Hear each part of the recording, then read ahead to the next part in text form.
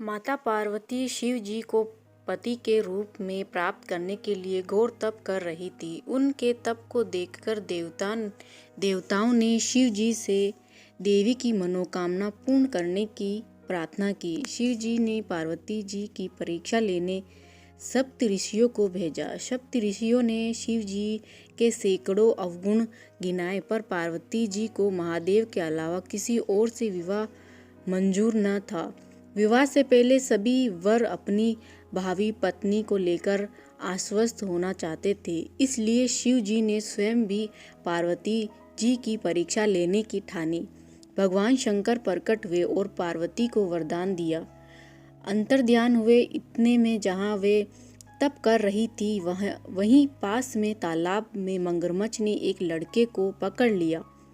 लड़का जान बचाने के लिए चिल्लाने लगा। पार्वती जी से उस बच्चे की चीख सुनी न गई।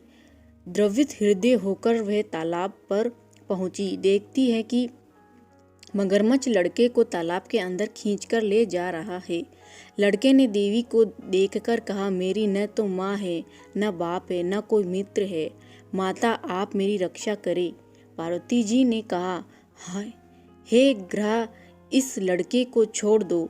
मगरमच्छ बोला, दिन के छठे पहर में जो मुझे मिलता है उसे अपना आहार समझकर स्वीकार करना मेरा नियम है।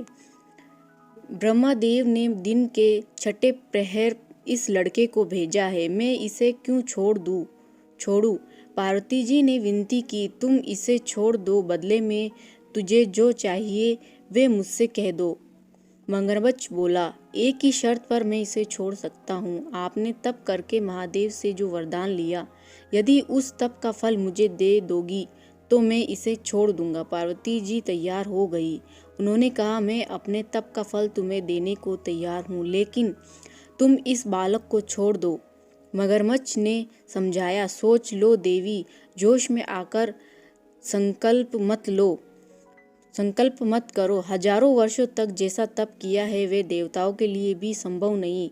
उसका सारा फल इस बालक के प्राणों के बदले चला जाएगा। पार्वती जी ने कहा, मेरा निश्चय पक्का है, मैं तुम्हें अपने तप का फल देती हूँ, तुम इसका जीवन दे दो।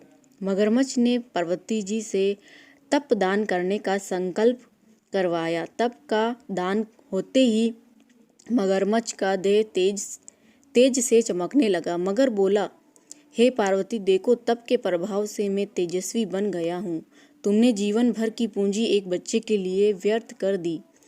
चाहो तो अपनी भूल सुधारने का एक मौका और दे सकता हूँ। पार्वती जी ने कहा, हे ग्रह, तप तो मैं पुनः कर सकती हूँ, किंतु यदि तुम इस लड़के को निगल जाते तो क्या इसका जीवन वापस मिल जाता? देखते ही देखते वे लड़का अदृश्य हो गया। मगरमच्छ लुप्त हो गया। पार्वती जी ने विचार किया, मैंने तप तो दान कर दिया है, अब पुनः तप आरंभ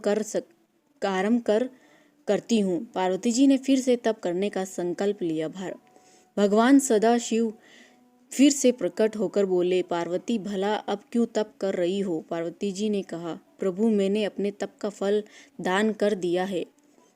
आपको प्रतिरूप में पाने का संकल्प के लिए मैं फिर से वैसा ही घोर तप कर आपको प्रसन्न करूंगी। महादेव बोले, मगरमच्छ और लड़के दोनों रूपों में मैं ही था। तुम्हारा चित्त प्राणी मात्र में अपने सुख दुख का अनुभव करता है या नहीं, इसकी परीक्षा लेने में मैंने ये लीला रची। अनेक रूपों में दिखने वाला मैं एक ही हूँ। मैंने अनेक शरीर से अलग निर्विकार हूँ। तुमने अपना तप मुझे ही दिया है, इसलिए अब और तप करने की जरूरत नहीं है। देवी ने महादेव को प्रणाम कर प्रसन्न मन से विदा किया। दोस्तों, ये कहानी कैसी लगी कमेंट करके ज़रूर बताना, और वीडियो को लाइक, शेयर और चैनल को ज़रूर सब्सक्राइब करना। Thanks for watching.